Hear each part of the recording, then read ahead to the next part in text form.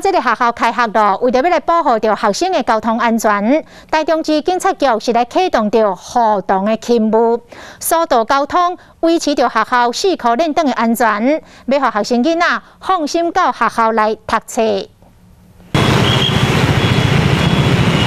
过3个月9月份总算开学，唔但学校师生拢爱做准备，连台中市警察局嘛启动互动勤务，让囡仔会当安心读册。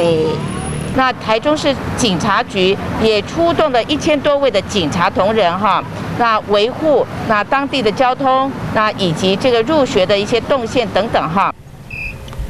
台中市警察局讲，开学了后，学校附近的人车拢增加，不少家长为着方便，时常违规停车造成塞车，所以开学1礼拜之前就主动和校方联络，和校方共同讨论动线规划，而且编排交通指导，还有校园周边巡逻等等的勤务。大门口非常的狭隘，然后家长汽机车非常多。但是如果有我们的警察叔叔跟阿姨在这边协助的时候，家长他们